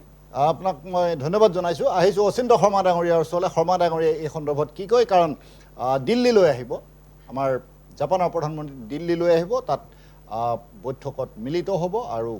যি বৈঠক গুৱাহাটীত হোৱাৰ কথা আছিলে সেই বৈঠক দিল্লীত হ'ব। তাৰ পৰা অসমে কি পাব, আপুনি কি ধাৰণা? নহয়, একদম প্ৰথমতে এটা কথা কওঁ যে মই এজন অসমবাসী নাগৰিক, গতিকে মোৰ কাৰণে মোৰ মুখ্যমন্ত্ৰীজনৰ কথা মই অবিশ্বাস নকৰোঁ। গতিকে মুখ্যমন্ত্ৰীয়ে যদি কৈছে যে জাপানৰ প্ৰধানমন্ত্ৰী আহিব, মই সেইটো মানি ল'ম। মই কাগজ নিবিচাৰোঁ তাৰ ওপৰত। বহুত কূটনৈতিক কথা থাকিব পাৰে। আৰু তাৰপিছত তেওঁ কৈছে যে কিয় নাহিল বা আহা কিয় বাতিল হ'ল, সেইটো মই সুধিম। কিয় নাহিল বা আহাটো কিয় বাতিল হ'ল, তাৰমানে কি? তাৰমানে অলৰেডি অহা প্ৰগ্ৰেম এটা আছিল, প্ৰগ্ৰেমটো থাকিলেহে বাতিল হোৱাৰ প্ৰশ্নটো আহিব। গতিকে মই মুখ্যমন্ত্ৰীৰ কথা জনে বা মুখৰ কথাটো তেওঁ বোধহয় টুইটাৰতো আছে নেকি, টুইটো আছে, সেইখিনি মোৰ মতে শেষ কথা। আৰু তাৰ ওপৰত বেলেগ পাব্লিক চাৰ্কুলেশ্যন আমাক নালাগে। গতিকে জাপানৰ প্ৰধানমন্ত্ৰী আহাৰ মানে মুখ্যমন্ত্ৰীৰ ভাষ্যৰ ওপৰতে বিশ্বাস কৰি কৈছোঁ যে জাপানৰ প্ৰধানমন্ত্ৰী অহা কথা আছিল, কিন্তু সেই প্ৰগ্ৰেমটো বাতিল হ'ল। এতিয়া মেজৰ কথাটো হৈছে যে কিয় বাতিল হ'ল, যে গণেশগুৰি সিদিনাৰ ভিৰটোৰ কাৰণে হ'ল নে কি কথা থাকিল, আৰু এনে নেচাৰেলি সঁচাই তেওঁৰ টাইট শ্বিডিউলৰ কাৰণে বাতিল হ'ল নে তেওঁলোকে কোৱাৰ দৰে আনএভইডেবল লজিষ্টিকেল ইছ্যুজ বা আনএভইডেবল ৰিজনছ, এই বস্তুখিনি অতি গুৰুত্বপূৰ্ণ। কিন্তু কাৰণ আনএভইডেবল লজিষ্টিকে তেওঁলোকে কি সামৰি লৈছে সেই কথাটো আমাৰ জনাটো খুব দৰকাৰ, কাৰণ সেই কথাবিলাক আমি ৰেক্টিফাই কৰিব লাগিব, পিছলৈ শুধৰণি কৰিব লাগিব কথাবিলাক। আৰু আনএভইডেবল ৰিজনছখিনিও জনা দৰকাৰ, কাৰণ সেনেকুৱা যদি সেই ৰিজনছৰ লগত যদি অসমৰ ল এণ্ড অৰ্ডাৰ বা এডমিনিষ্ট্ৰেশ্যন জড়িত আছে, সেই কথাবিলাকো ঠিক কৰিব লাগিব। এতিয়া মোৰ এটা ব্যক্তিগতভাৱে ধাৰণা যে জুবিন গাৰ্গৰ ফটো গণেশগুৰিত পুনৰ অংকন কৰাৰ যিটো ভিৰ, সেইদিনা 18 জুনৰ সেইটো মানে ছবিখন আঁকা হৈছে ভিৰৰ কাৰণে, ট্ৰেফিক হেৰি হৈছে, ডিষ্ট্ৰাপশ্যন হৈছে, কিন্তু সেইদিনা কোনো একো হিংসাত্মক ঘটনাগত ঘটা নাই, শান্তিপূৰ্ণভাৱে গোটেই কামখিনি হৈ গৈছে, মই যিমান দূৰ জানো। আৰু গতিকে সেইটো হয়তো ইছ্যু হ'ব নালাগে, হয়নে নহয় মই নাজানো, কিন্তু মই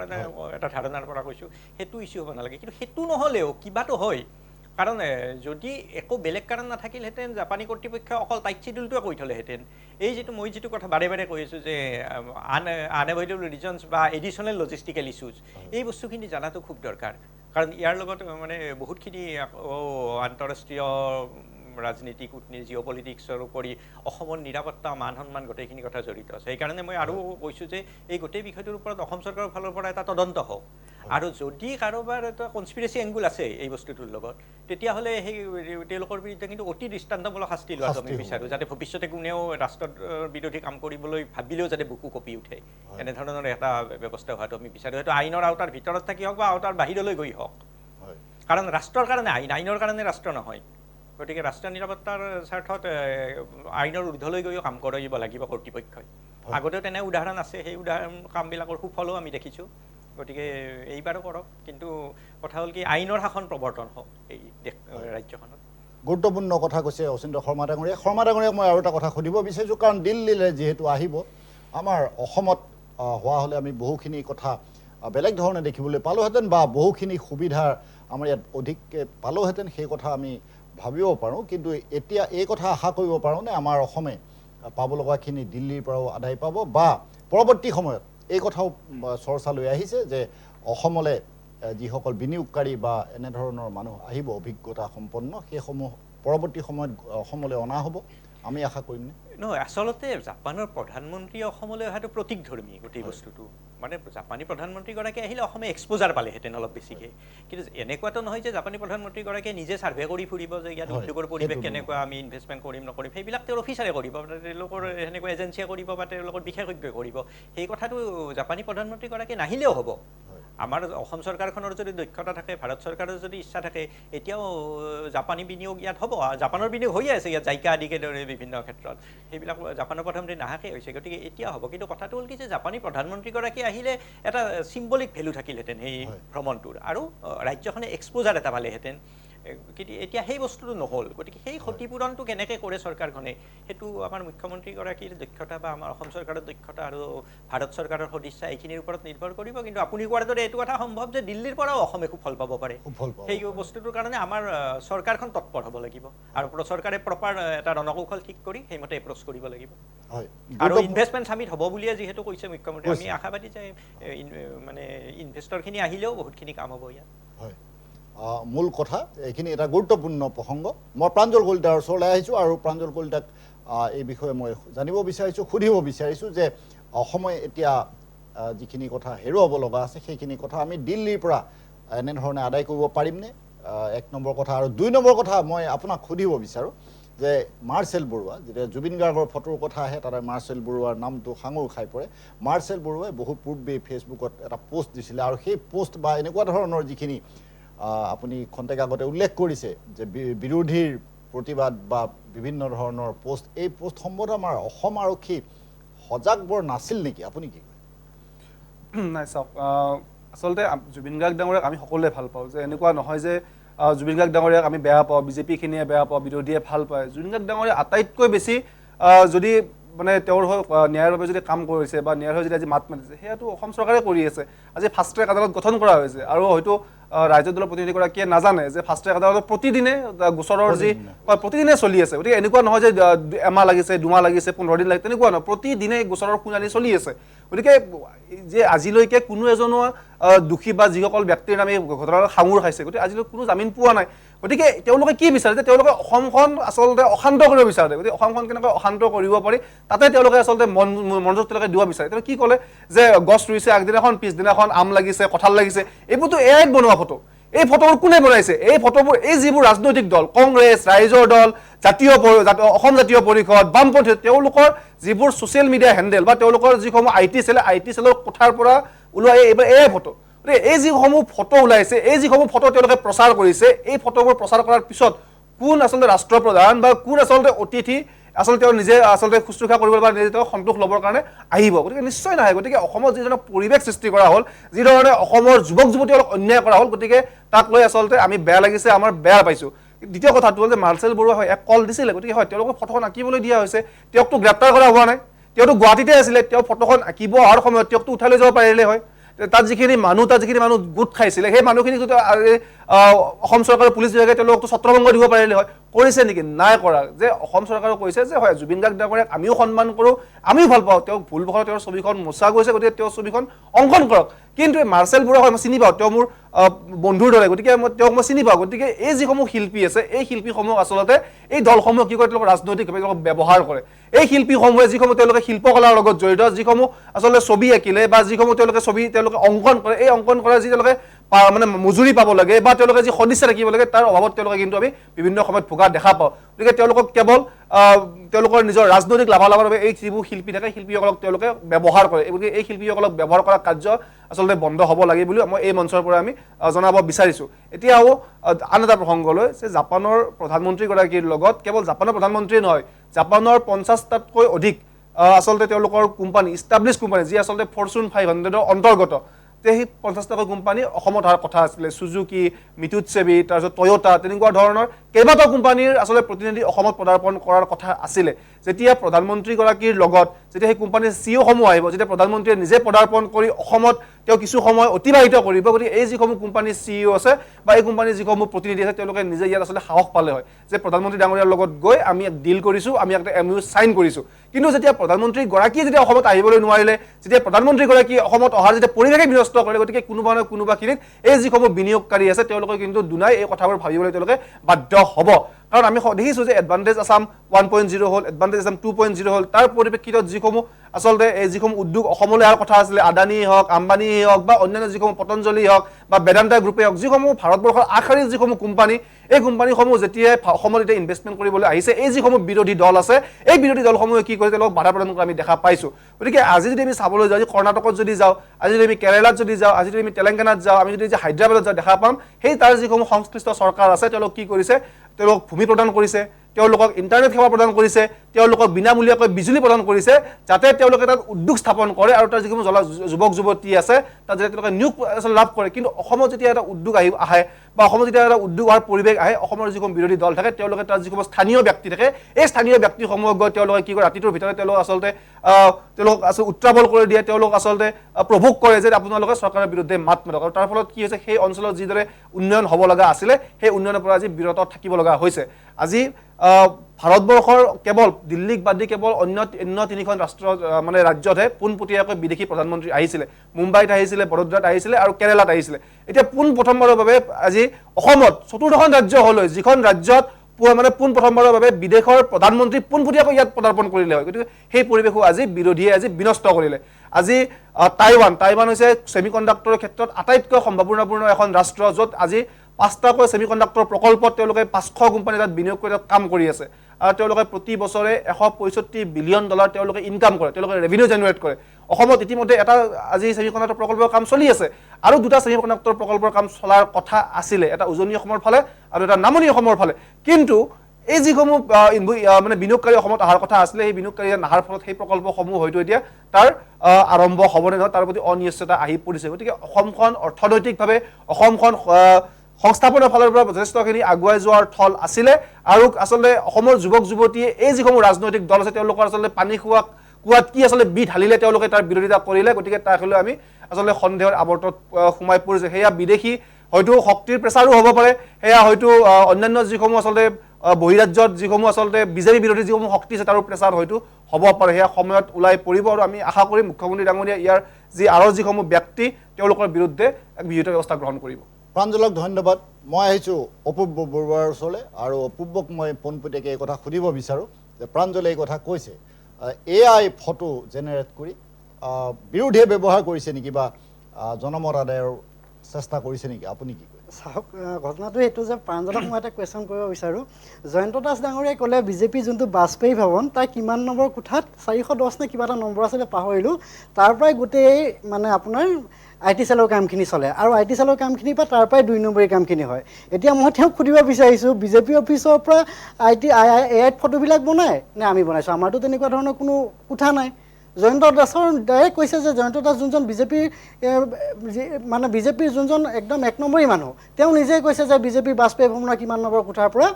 IT চেলে এটা 2 নম্বৰী কামবিলাক চলায়। এতিয়াতো আমাৰ তেনেকুৱা IT চেলৰ কোঠা নাই। এতিয়া আমি কেনেকৈ বিশ্বাস কৰিম? তেওঁ কিমান মিছাৰ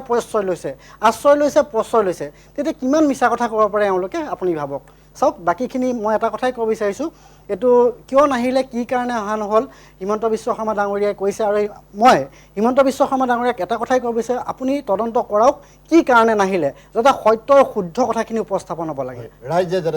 যাতে জানিব লাগে। এটা গুৰুত্বপূৰ্ণ কথা কৈছে অপূৰ্ব বৰুৱাই, মই তেখেতক ধন্যবাদ জনাইছোঁ। আৰু এটা গুৰুত্বপূৰ্ণ বিষয়ত আমি আলোচনা কৰি আছোঁ। কিছু সময়ৰ পাছত আমি আলোচনালৈ পুনৰ উলটি আহিম। এতিয়া লৈছোঁ খন্তেক সময়ৰ বাণিজ্যিক বিৰতি।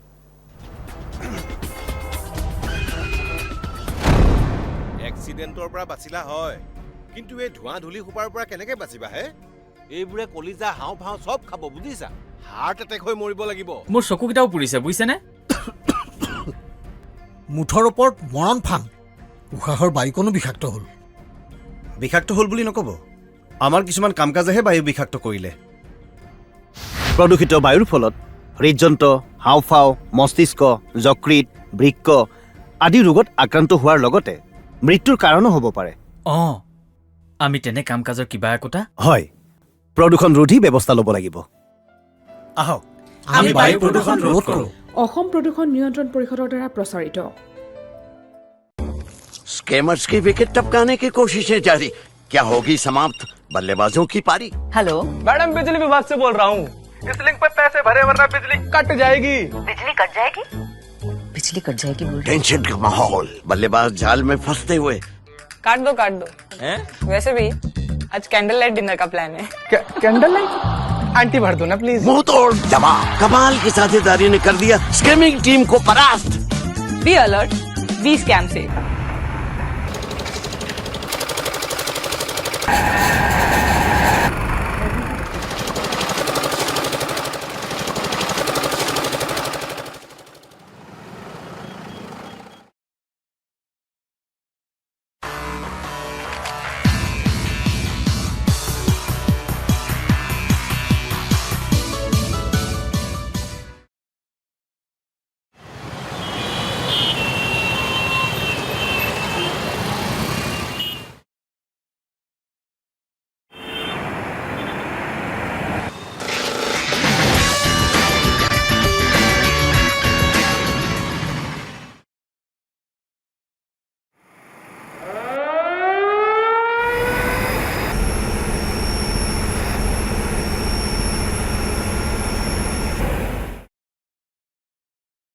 অসম প্ৰদূষণ নিয়ন্ত্ৰণ পৰিষদৰ দ্বাৰা প্ৰযোজিত আৰু প্ৰচাৰিত শৰীৰৰ যিকোনো অসুবিধাৰ সন্মুখীন হৈছে নেকি আপুনি শাৰীৰিক সমস্যাৰ প্ৰতিকাৰ কেৱল আমি দিম অভিজ্ঞ চিকিৎসকে দিব সুপৰামৰ্শ প্ৰতি সপ্তাহত থাকিব বিভিন্ন ৰোগৰ বিশেষজ্ঞ চিকিৎসক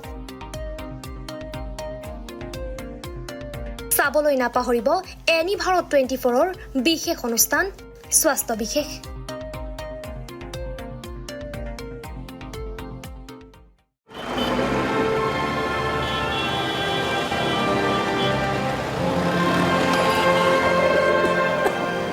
গোটেইখন ধোঁৱা ধোঁৱা হ'ল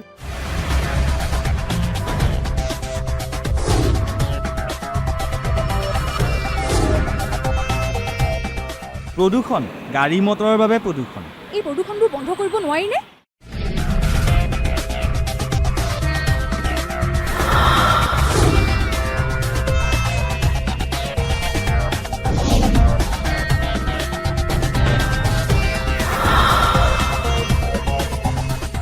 বহু পৰিমাণে কমাব পৰা যায়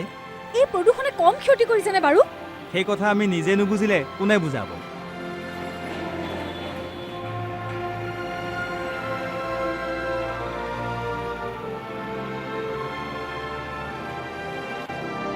অসম প্ৰদূষণ নিয়ন্ত্ৰণ পৰিষদৰ দ্বাৰা প্ৰযোজিত আৰু প্ৰচাৰিত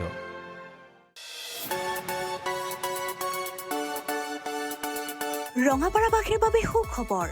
আপুনি যদি দুচকীয়া বাহন ক্ৰয় কৰিব বিচাৰিছে তেন্তে এতিয়াৰ পৰা আৰু চিন্তাৰ কোনো প্ৰয়োজন নাই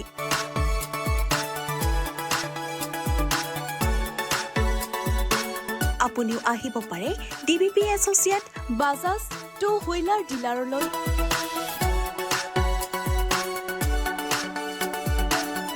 আমাৰ ঠিকনা হৈছে ৱাৰ্ড নং ৮ ঠাকুৰবাৰী ৰোড ডাকঘৰ ৰঙাপাৰা জিলা শোণিতপুৰ অসম আমাৰ যোগাযোগ নম্বৰ হৈছে 9435707133 আৰু 9707967285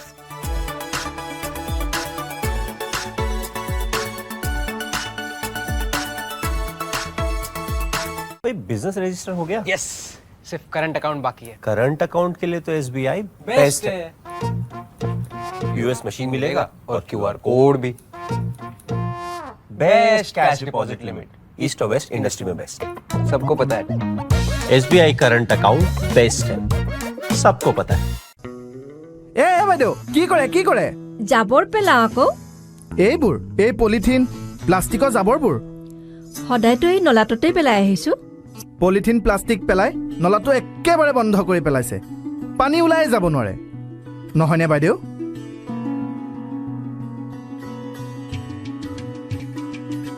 ৰ'ব বাইদেউ ৰ'ব 1 মিনিট ৰ'ব আপুনি জানেনে পলিথিন প্লাষ্টিক পানীত নগলে মাটিটো মিলি নাযায় আপোনালোকে সেইবোৰ নলাত পেলায় আৰু গুট খাই নলাটো বন্ধ হৈ যায় হ'ব আৰু নেপেলাও দিয়ক জ্বলায়ে দিম আৰু বেছি বেয়া হ'ব জ্বলালে বায়ু বিষাক্ত হ'ব তেনেহলে কি কৰিম জাবৰ নিবলৈ অহা নাইবা ফেৰিৱালাক দি দিব তেওঁলোকে কাৰখানাত বেচিব আৰু কাৰখানাত নতুন বস্তু বনাব বুজিলেনে বুজিলো প্লাষ্টিক পলিথিন যতে ততে নেপেলাব আৰু নজ্বলাব নিবলৈ অহা মানুহকে দি দিবচোন 2 পইচা পাব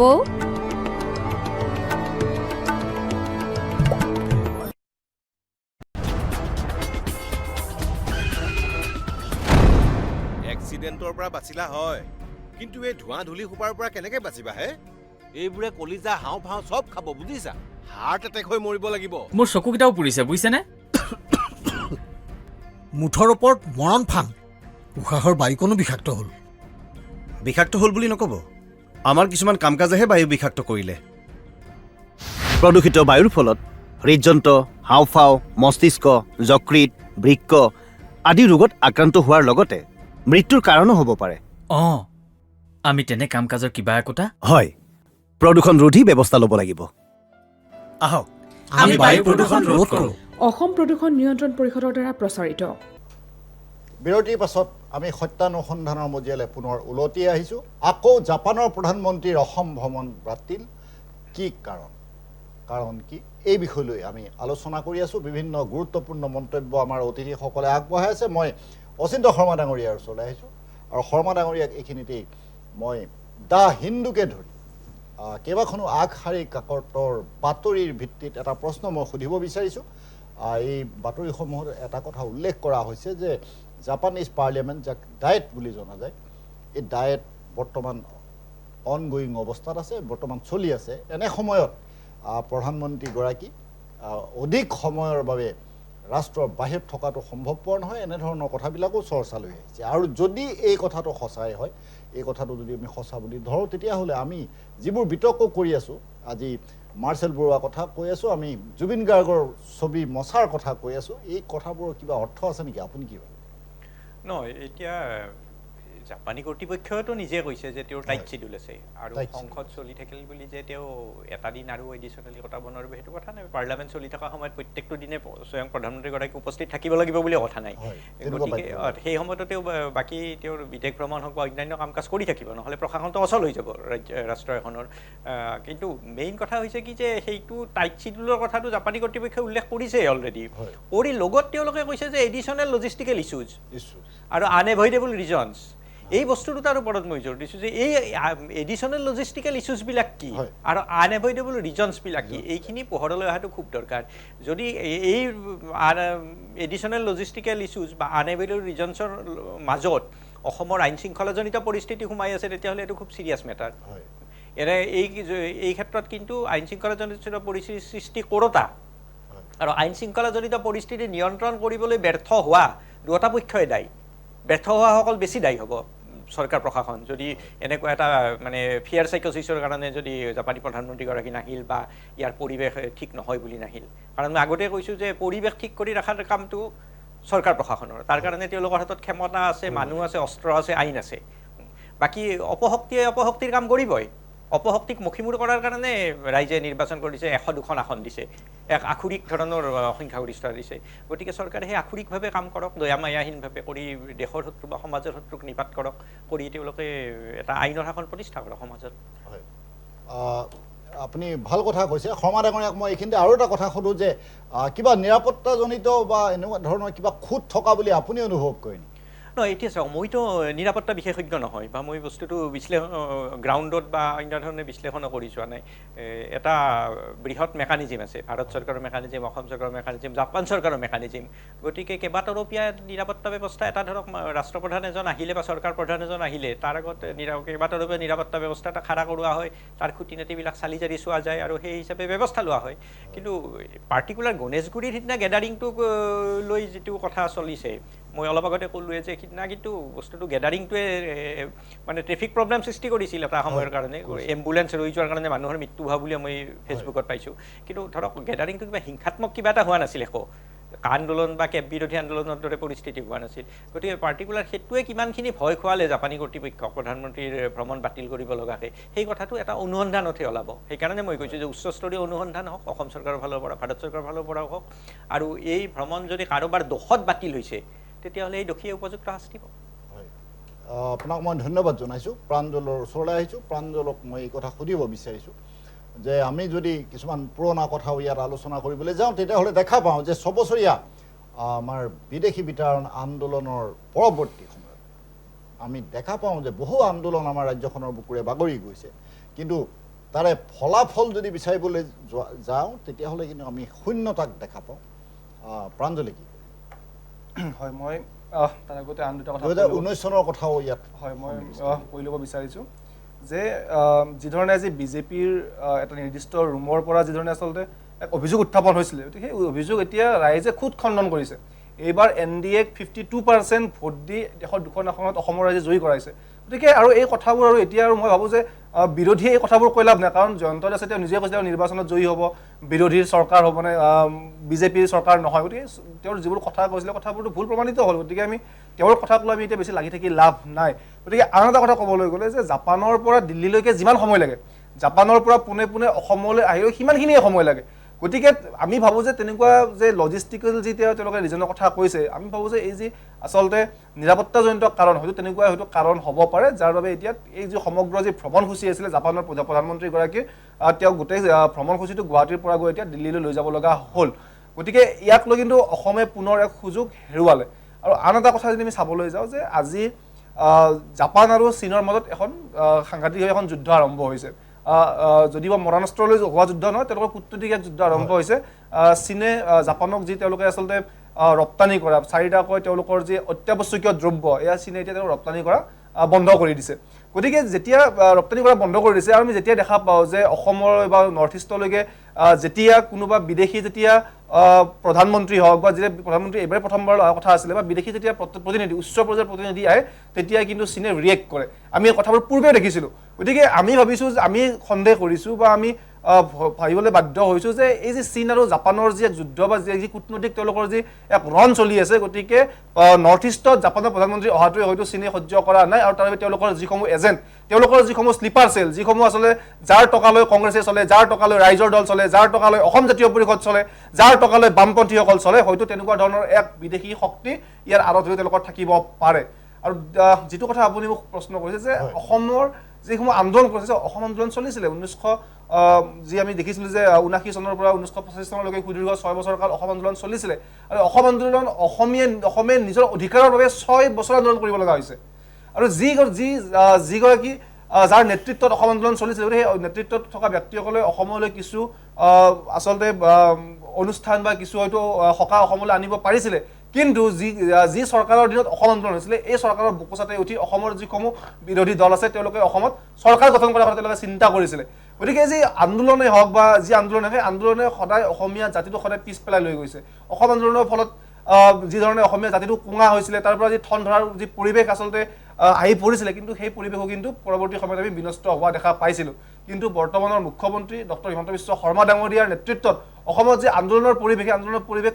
বহুখিনি পৰ্যায়ত এতিয়া নোহোৱা হৈছে এতিয়া খুদ মুখ্যমন্ত্ৰী ডাঙৰীয়া অসমৰ যিসমূহ জাতীয় সমস্যা আছে এই জাতীয় সমস্যাসমূহ তেওঁ নিজে খুদ এতিয়া সমাধান কৰাৰ বাবে আগবাঢ়িছে তেওঁ নিজে অসমৰ যিসমূহ জাতীয়তাবাদী শক্তি আছে যিসমূহ জাতীয় ইছ্যু আছে সেই জাতীয় ইছ্যুসমূহ তেওঁ নিজে এতিয়া চৰকাৰৰ মূল ইছ্যু হিচাপে তেওঁ এতিয়া গ্ৰহণ কৰা আমি দেখা পাইছোঁ এতিয়া আমি দেখা পাইছোঁ যে বিগত সময়ছোৱাত যি ধৰণে অসম চুক্তিৰ যিসমূহ শ্বহীদ আছিলে শ্বহীদসকলৰ পৰিয়ালক এককালীনভাৱে তেওঁলোকক সাহায্য প্ৰদান কৰা হ'ল অসম চুক্তিৰ যি শ্বহীদ আছিলে শ্বহীদসকলৰ স্মৃতিত আজি বৰাগাঁৱত স্মৃতি উদ্যান নিৰ্মাণ কৰা হ'ল অসম আন্দোলনৰ এক ফচল আছিলে যে IIM এখন হ'ব লাগে IIM এখন এতিয়া হ'বলৈ গৈ আছে গতিকে বিজেপি চৰকাৰৰ উদ্যোগত বা মুখ্যমন্ত্ৰী হিমন্ত বিশ্ব শৰ্মা ডাঙৰীয়াৰ উদ্যোগত যিসমূহ জাতীয় বিষয় আছিলে এই জাতীয় বিষয়সমূহ এতিয়া সমাধান হোৱাৰ দিশত পৰিলক্ষিত হৈছে আৰু ইতিমধ্যে মুখ্যমন্ত্ৰী ডাঙৰীয়াই কৈছে যিহেতু 1901 চনৰ পৰাই অসমৰ যিসমূহ প্ৰাকৃতিক সম্পদ আছিলে প্ৰাকৃতিক সম্পদসমূহ অন্বেষণ চলি আছে বা প্ৰাকৃতিক সম্পদসমূহৰ ব্যৱহাৰ কৰা হৈছে গতিকে বৰ্তমান সময়ত অসমত যেতিয়ালৈকে নতুন প্ৰাকৃতিক সম্পদৰ বা নতুন ধৰণৰ যদি প্ৰাকৃতিক সম্পদ আৱিষ্কাৰ নহয় তেতিয়াহ'লে অসম প্ৰাকৃতিক সম্পদৰ দিশৰ পৰা উদ্যোগিকভাৱে আগবাঢ়ি যোৱাটো নিশ্চয় আজিৰ তাৰিখত আমাৰ এটা বাধা আছে বা বাধ্যবাধকতা আছে গতিকে আমি অসমৰ যিসমূহ যুৱক যুৱতী আছে আজি অসমৰ প্ৰায় 4 লাখ ল'ৰা ছোৱালীয়ে প্ৰতি বছৰে মেট্ৰিক পাছ কৰে প্ৰায় 3 লাখ ল'ৰা ছোৱালী প্ৰতি বছৰে আজি হাই ছেকেণ্ডাৰী পাছ কৰে প্ৰায় 2 লাখ ল'ৰা ছোৱালী প্ৰতি বছৰে ডিগ্ৰী পাছ কৰে কিন্তু 5 বছৰ যদি আমি চাবলৈ যাওঁ হয় 10 লাখ ল'ৰা ছোৱালীয়ে ডিগ্ৰী পাছ কৰে কিন্তু অসমত কেৱল চৰকাৰী চাকৰি 1.5 লাখে দিছে যোৱা বিগত বৰ্ষত 1,65,000 চৰকাৰী চাকৰি দিছে গতিকে এই যিসমূহ যুৱক যুৱতী আছে তেওঁলোকক যদি নিয়োজিত কৰিব লগা হয় তেনেহ'লে অসমত আমি যি ছাৰ্ভিচ ছেক্টৰ আছে আজি যিদৰে বাংলাদেশত আমি চাবলৈ যদি সম্পূৰ্ণ বিশ্বৰ গাৰ্মেণ্ট ইণ্ডাষ্ট্ৰী যে বাংলাদেশত শিফ্ট হৈ গৈছে আমি যদি চাবলৈ যাওঁ ভাৰতবৰ্ষৰ যি IT ইণ্ডাষ্ট্ৰী আছে IT ইণ্ডাষ্ট্ৰী আজি হায়দৰাবাদত শিফ্ট হৈ গৈছে আজি যদি চাবলৈ যাওঁ বিভিন্ন আগশাৰীৰ যিসমূহ কোম্পানী আছে তেওঁলোকৰ যি এছেম্বল কোম্পানী সেই আজি চীনত চলি আছে গতিকে তেনেকুৱা ধৰণৰ যদি আমি অসমখনক যদি আগবঢ়াই লৈ যাব লগা হয় তেনেহ'লে অসমত আমি ছাৰ্ভিচ ছেক্টৰত বা আমি এছেম্বল ছেক্টৰত বা আমি অন্যান্য যিসমূহ আমি সম্ভাৱনাপূৰ্ণ AI আছে বা ছেমি কণ্ডাক্টৰ আছে তাত আমি আগবঢ়াই লৈ যাব লাগিব গতিকে এই যি কোম্পানী অহাৰ বা এই যি বিনিয়োগৰ যি পথ প্ৰশস্ত কৰিছিলে মুখ্যমন্ত্ৰী ডাঙৰীয়াই খুদ ডাভোছলৈকে গৈ বিভিন্ন যিসমূহ দেশৰ প্ৰায় 208খন দেশৰ প্ৰতিনিধিৰ লগত তেওঁ কথা পাতিছিলে অসমত প্ৰায় 1 লাখ কোটি টকাতকৈ অধিক বিনিয়োগৰ কথা যেতিয়া চিন্তা কৰিছিলে সেই কথাবোৰ যেতিয়া অসমৰ মুখ্যমন্ত্ৰী ডাঙৰীয়াই খুদ নেতৃত্ব বহন কৰিছে তাক লৈ এতিয়া অসমৰ বিৰোধী এটা সহ্য কৰিব পৰা নাই অসমৰ বাহিৰৰ যিসমূহ বিৰোধী শক্তি আছে বিদেশী যিসমূহ বিৰোধী শক্তি তেওঁলোকে সহ্য কৰিব পৰা নাই আৰু তাৰ বাবে এই যিসমূহ নেতা আছে ৰাইজৰ দলৰ নেতা আজি কংগ্ৰেছৰ নেতা আজি বামপন্থীয় নেতা বা আজি অসম জাতীয় পৰিষদৰ নেতাসকলক তেওঁলোকে ব্যৱহাৰ কৰিছে যাতে অসমত কোনো ধৰণৰ উন্নয়ন হ'ব নোৱাৰে প্ৰাঞ্জলক মই ধন্যবাদ জনাইছোঁ অপূৰ্বই কথাটো লক্ষ্য কৰিলে নে নাই প্ৰাঞ্জলে কিন্তু তেখেতৰ বক্তব্যৰ মাজত আপোনাৰ প্ৰশ্নৰ উত্তৰ দিলে আৰু আপোনাক মই সুধিব লগা কথা আছে আপোনাক মই এই কথা সুধিব বিচাৰোঁ যে আমাৰ জাপানৰ প্ৰধানমন্ত্ৰী আমাৰ দিল্লীলৈ আহিব সেইটো সম্পূৰ্ণ হৈছে আৰু দিল্লীলৈ আহিলেও তেখেতে বহুখিনি তাতে আলোচনা কৰিব বহুত কেইখন দ্বিপাক্ষিক বৈঠক অনুষ্ঠিত হ'ব তাত আমাৰ অসমে আশা কৰা মতে হয়তো কিবা পাবও পাৰোঁ বা নাপাবও পাৰোঁ সেই বিষয়ে আমি স্পষ্ট নহয় কিন্তু মই আপোনাক সুধিব বিচাৰিছোঁ যে আমাৰ অসমৰ বিৰোধীয়ে কি ভূমিকা ল'ব তেতিয়া যদি আমি অসমৰ স্বাৰ্থৰ কথা ভাবোঁ তেখেতসকলৰ সিদ্ধান্তও আমি মানি ল'ব লাগিব আৰু আপোনাক মই পোনপটীয়াকৈ সুধিব লগা এই কথা আছে যে ইয়াৰ পৰৱৰ্তী সময়ত যদি পৰৱৰ্তী পৰ্যায়ত জাপানৰ প্ৰধানমন্ত্ৰী বা সেই বিশেষজ্ঞ দলৰ কোনো সদস্য বা সদস্য গোট আহে তেতিয়াহ'লে বিৰোধীয়ে কি ভূমিকা ল'ব আপুনি কিছু ক'ব প্ৰথম কথা মই আপোনাক ক'ব বিচাৰিছোঁ যে জাপানৰ প্ৰধানমন্ত্ৰীগৰাকীক আমি স্বাগতম জনাওঁ অসমলৈ আহক তেওঁলোকে আহি পেলাই অসমত নিবনুৱা সমস্যা দেখিছে বহুত নিবনুৱা সমস্যা হৈছে কাৰণ ইয়াৰ ল'ৰাখিনি কেৰালাত কাম কৰে কিছুমান গৈ আপোনাৰ বেংগলোৰত কাম কৰে হায়দৰাবাদত কাম কৰে সকলোৱে বাহিৰত গৈ কাম কৰি আছে আৰু মৃত্যু হয় আৰু তেওঁলোকে যিটো দৰমহা পায় হয়তো তেওঁ ঘৰে চলিব নে তেওঁ নিজে তাত খাব এনেকুৱা ধৰণৰ কিছুমান কথা আছে জাপানৰ প্ৰধানমন্ত্ৰীগৰাকী আহক বা তেওঁ গোটেইখিনি আহক আমি কামনা কৰোঁ আৰু লগতে অকণমান আগতে কৈছোঁৱেই যে হিমন্ত বিশ্ব শৰ্মা মহোদয়ক কৈছোঁ যে কিহত অথন্তৰটো ঘটিলে কি কাৰণত তেওঁ আহিব নোৱাৰিলে সেই তাৰ ওপৰত এক তদন্ত হ'ব লাগে তৃতীয়তে আৰু এটা কথা ক'ব বিচাৰোঁ প্ৰাঞ্জল কলিতাই ক'লে যে আমাৰ ৰাইজৰ দল কিবা জাতীয় কংগ্ৰেছ আৰু কাৰোবাৰ চীনৰ লগত সম্পৰ্ক আছে তেওঁক মই কুৱেশ্যন কৰিব বিচাৰিছোঁ সুধিব বিচাৰিছোঁ তেওঁৰ হাতত কিবা তথ্য প্ৰমাণ আছে নেকি এনেই মানে ক'ব লাগে মুখেদি কৈ দিয়ে মিছাইখেদি কথাত কোৱাত তেওঁলোক এক্সপাৰ্ট আৰু ক'ব লাগে কৈ দিয়ে সেইকাৰণে মানে তাৰ উত্তৰটো মই তাৰ পৰা জানিব বিচাৰিছোঁ কি তথ্য আৰু প্ৰমাণ ভিত্তিত তেওঁ আমাক ক'লে যে ৰাইজৰ দল আৰু কংগ্ৰেছ চীনৰ লগত আমাৰ বা বেলেগ শত্ৰু ৰাষ্ট্ৰৰ লগত আমাৰ কিবা আছে তেওঁ যদি কিবা তথ্য প্ৰমাণ দিব পাৰে দিব লাগে এনেই মিছা কথা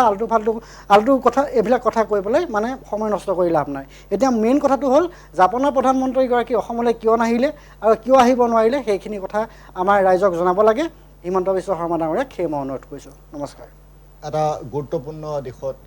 আপুনি এই মন্তব্য দিছে আৰু আপোনাক মই পৰৱৰ্তী সময়ত আৰু কিছু কথা সুধিব লগা আছে প্ৰাঞ্জলে কিবা উত্তৰ দিব নেকি নাই চাওক যেতিয়া ভাৰতবৰ্ষৰ জনতাই যেতিয়া একগোট হয় ভাৰতবৰ্ষৰ জনতাই যেতিয়া একগোট হয় শত্ৰু ৰাষ্ট্ৰৰ লগত যেতিয়া যুদ্ধ কৰে তেতিয়া যিসমূহ বিৰোধী শক্তি আছে আজি বিৰোধী শক্তি বুলি ক'লে বিৰোধী শক্তিৰ মূল নেতা আজি ৰাহুল গান্ধী ডাঙৰীয়াই যিদৰে আজি বহিৰাষ্ট্ৰত গৈ তেওঁ দেখিছোঁ বিভিন্ন সময়ত তেওঁ লণ্ডনত যায় তেওঁ ভিয়েটনামত যায় গৈ তেওঁ কি কৰে ভাৰতবৰ্ষৰ বদনাম কৰে যি সময়ত আজি অৰুণাচল প্ৰদেশৰ যি বিভিন্ন ঠাই আজি যেতিয়া চীনে যেতিয়া নিজৰ বুলি তেওঁলোকে দাবী কৰে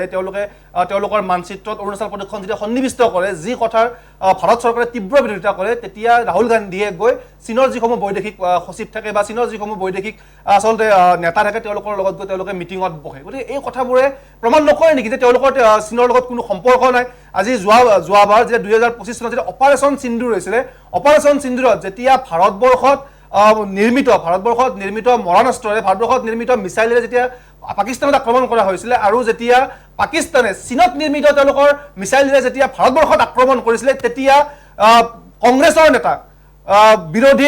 কংগ্ৰেছৰ নেতা গৌৰৱ গগৈ ডাঙৰীয়াই তেওঁ নিজে সংসদত প্ৰশ্ন কৰে যে আজি আমাৰ ভাৰতবৰ্ষৰ যি সেনা আছে ভাৰতবৰ্ষৰ সেনাই কিয় আচলতে পাকিস্তান আক্ৰমণ কৰিলে ভাৰতবৰ্ষৰ সেনাই কোনফালে পাকিস্তানক আক্ৰমণ কৰিলে আৰু পাকিস্তানক আক্ৰমণ কৰাৰ ফলত পাকিস্তানৰ কি লছ হ'ল বা আজি ভাৰতবৰ্ষৰ কি সামৰিক ক্ষেত্ৰত তেওঁলোকৰ উদ্ভুত্থান হৈছে এই কথাবোৰক তেওঁলোকে প্ৰশ্ন কৰে গতিকে এই কথাবোৰৰ পৰা নুখুচাই নেকি এই কথাবোৰে প্ৰমাণ নকৰে নেকি যে তেওঁলোকৰ নেতা ৰাহুল গান্ধী তেওঁলোকৰ নেতা গৌৰৱ গগৈৰ বহিৰাষ্ট্ৰৰ লগত তেওঁলোকৰ সম্পৰ্ক আছে আমি সকলোৱে জানো জৰ্জ সৰোজৰ যিসমূহ আচলতে জৰ্জ সৰোজে আজি পাকিস্তান আজি কাশ্মীৰৰ পৰা যি 370 আইন আজি বিজেপি চৰকাৰৰ উদ্যোগত যি 370 যে আজি ধাৰা যি আচলতে বাতিল কৰা হ'ল, বাকী যিসমূহ কাশ্মীৰত যিসমূহ সন্ত্ৰাসবাদী আছে সন্ত্ৰাসবাদীসকলক দমন কৰাৰ বিৰুদ্ধে তেওঁলোকে যিধৰণে মন্তব্য কৰে, গতিকে এই জৰ্জ সৰোজৰ কোম্পানীৰ লগত সোনিয়া গান্ধীৰ এই জৰ্জ সৰোজৰ কোম্পানীৰ লগত জাতীয় কংগ্ৰেছৰ যি ধৰণৰ সম্পৰ্ক আছে, এই সম্পৰ্কসমূহে আচলতে প্ৰমাণিত নকৰে নেকি যে বিদেশী ৰাষ্ট্ৰৰ পৰা অহা টকাৰে কংগ্ৰেছ চলি আছে। আজি আপোনালোকে দেখা পাব যে 2004 চনৰ পৰা আজি সুদীৰ্ঘ 22 বছৰ আজি ৰাহুল গান্ধী ডাঙৰীয়াই সাংসদ হৈ আছে। সাংসদ থকা সময়তো কোনো ধৰণৰ আচলতে চৰকাৰী প্ৰশাসনক নজনোৱাকৈ, চৰকাৰী প্ৰতিৰক্ষা বাহিনীক নজনোৱাকৈ, চৰকাৰী প্ৰতিৰক্ষা মন্ত্ৰালয়ক নজনোৱাকৈ তেওঁ 54 বাৰতকৈ অধিক তেওঁ বিদেশ ভ্ৰমণ কৰিছে। গতিকে এই বিদেশ ভ্ৰমণ কৰা টকাবোৰ ক'ৰ পৰা আহে, এই কথাবোৰে প্ৰমাণিত নকৰে নেকি? গতিকে যি তেওঁলোকে আচলতে প্ৰশ্ন কৰিছে, প্ৰশ্নবোৰ তেওঁলোকে নিজে স্বীকৃতি চোৱাৰ তেওঁলোকৰ সময় আহি পৰিছে। তেওঁলোকে এই যি প্ৰশ্ন তেওঁলোকে কৰিছে, এই প্ৰশ্নবোৰৰ উত্তৰ আমি দিব নালাগে, এই প্ৰশ্নৰ উত্তৰ ভাৰতবৰ্ষৰ জনতাই দিছে। এই প্ৰশ্নৰ উত্তৰ ভাৰতবৰ্ষৰ জনতাই তেওঁলোকক ভোটৰ মাধ্যমেৰে প্ৰদান কৰিছে। তাৰপিছতো কিন্তু তেওঁলোকে এই তেওঁলোকৰ যি হোচ আহিব লাগিছে, তেওঁলোকে যি আচলতে তেওঁলোকৰ যি কথাবোৰ তেওঁলোকে যে অনুভৱ কৰিব লাগিছিলে, সেই অনুভৱ তেওঁলোকে কৰা বন্ধ কৰিছে। তেওঁলোকৰ মাত্ৰ এটাই কথা যে আমি হিমন্ত বিশ্ব শৰ্মা ডাঙৰীয়াক বেয়া পাওঁ, তেওঁলোকৰ এটাই কথা তেওঁলোকে অসমক বেয়া পায়, তেওঁলোকৰ এটাই কথা অসমৰ যুৱক যুৱতীয়ে নিয়োজিত হোৱা বেয়া পায়, তেওঁলোকৰ এটাই কথা তেওঁলোকে অসমত উদ্যোগ অহাটো বেয়া পায়। তেওঁলোকে অকল ভাল পোৱা কামটো হৈছে যে অসমত আন্দোলন কৰিব লাগে, অসমত আন্দোলন কৰি অসমত অৰাজকতা সৃষ্টি কৰিব লাগে, অসমৰ শান্তি ভংগ কৰিব লাগে। এই কথাটোৱে তেওঁলোকে ভাল পায়, অসমৰ উন্নয়ন হোৱাটো তেওঁলোকে নিবিচাৰে। গতিকে তেওঁলোকে কেৱল প্ৰমাণ বিচাৰি ফুৰে। গতিকে এই প্ৰমাণ বিচাৰি ফুৰা কাম অনাগত সময়তো বন্ধ হ'ব। ইতিমধ্যে মুখ্যমন্ত্ৰী ডাঙৰীয়াই সদৰি কৰিছে, যিয়ে অসম বিৰোধী, যিয়ে ভাৰত বিৰোধী কাম কৰিব, তেওঁৰ বিৰুদ্ধেও এই চৰকাৰখনে কঠোৰতকৈ কঠোৰ ব্যৱস্থা গ্ৰহণ কৰিব। প্ৰাঞ্জলক ধন্যবাদ। মই অপূৰ্বৰ ওচৰলৈ আহিছোঁ। অপূৰ্বক সুধিব বিচাৰিছোঁ, প্ৰাঞ্জলে কোৱাৰ দৰে কেৱল বিৰোধীয়ে আন্দোলনেই কৰিব বিচাৰে আপুনি? চাওক, আমি আন্দোলন প্ৰতিটো সময়ত প্ৰতিটো জেগাত আন্দোলন কৰিম বুলি ভবা নাই, বা আন্দোলন তেনেকুৱা কথা নহয়। আৰু আন্দোলন নকৰিলেও অসমৰ ৰাইজে একো নাপায়। আপুনি দেখিছে আজিলৈকে অসমৰ ৰাইজে কি বস্তু পাইছে, গোটেইখিনি আন্দোলন কৰিহে পাইছে। বিনা আন্দোলনত অসমৰ ৰাইজে আজিলৈকে একো পোৱা নাই বা একো ছাকচেছ হোৱা নাই। এতিয়া অসমৰ ৰাইজে প্ৰতিটো আন্দোলন কৰিহে, আন্দোলন কৰাৰ পাছতহে দেখিছে ৰাইজ ওলাই আহিছে, আন্দোলন কৰিছে, আন্দোলন কৰাৰ পাছত চৰকাৰে তেওঁলোকৰ প্ৰাপ্য অধিকাৰ দিছে। আপোনালোকে সকলোৱে দেখা পাইছে। কিন্তু মই আৰু তাতে দুটা কথা ক'ব বিচাৰোঁ। প্ৰাঞ্জল কলিতাই ক'লে যে ৰাহুল গান্ধীৰ কথা ক'লে, তেওঁ ৰাহুল গান্ধীৰ কথা ক'ব পাৰে, তেওঁ ৰাহুল গান্ধীৰ কথাত আমি তেওঁৰ লগত লাগি থকা নাই বা ৰাহুল গান্ধী আমি চাই থকা নাই। কিন্তু তেওঁ ৰাইজৰ দলটোৰ নামত কিয় আনিলে, মই সেইখিনি কথা ক'ব বিচাৰিছিলোঁ। সেইখিনি কথা হ'ল, এতিয়া মই আপোনাক আৰু এটা কথা ক'ব বিচাৰোঁ যে যিখিনি প্ৰতিবাদ হ'ল বা প্ৰতিবাদ নকৰাকৈ ৰাইজে, অসমৰ ৰাইজে একো নাপায়। সেইটো কথাই মই আপোনাক বিশেষকৈ জনাব বিচাৰিছোঁ। প্ৰতিবাদ কৰিলেহে অসমৰ ৰাইজে তাৰ ফল পায়। গুৰুত্বপূৰ্ণ কথা। ৰাইজৰ দলে এই কথা বিশ্বাস কৰে নেকি?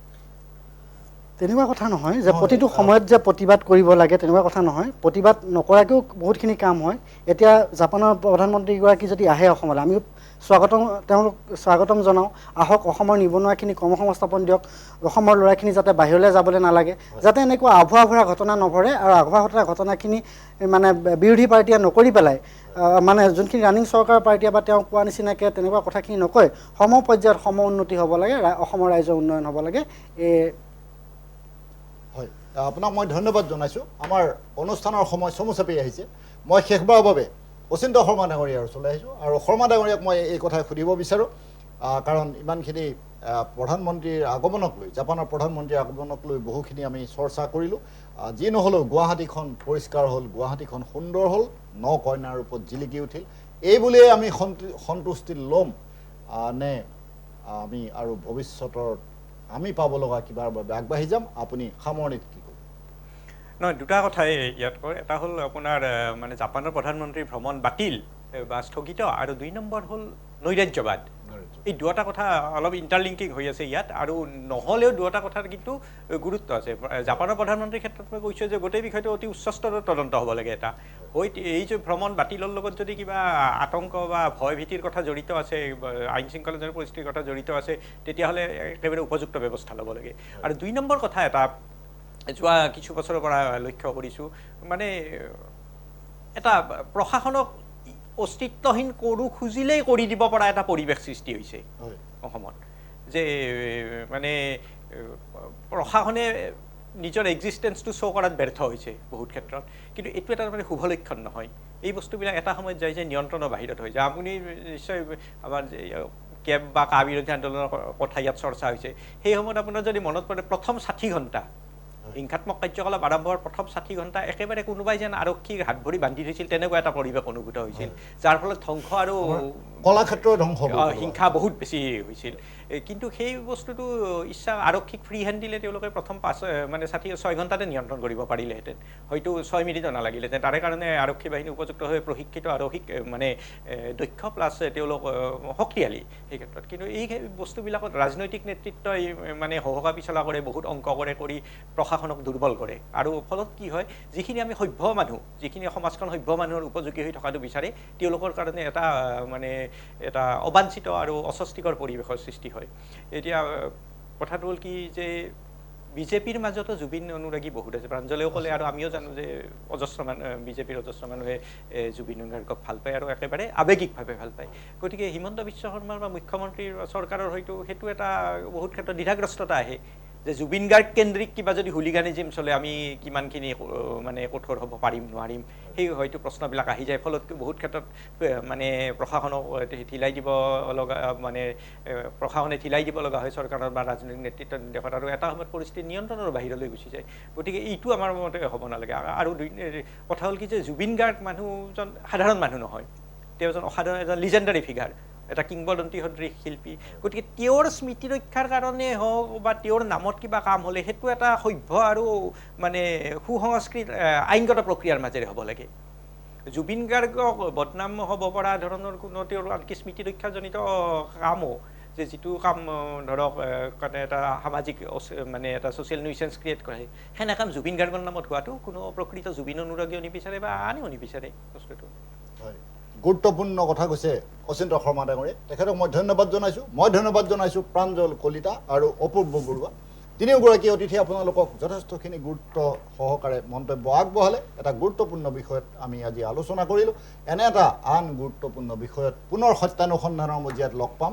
এতিয়া অনুষ্ঠানৰ পৰা বিদায় লৈছোঁ ভালে থাকক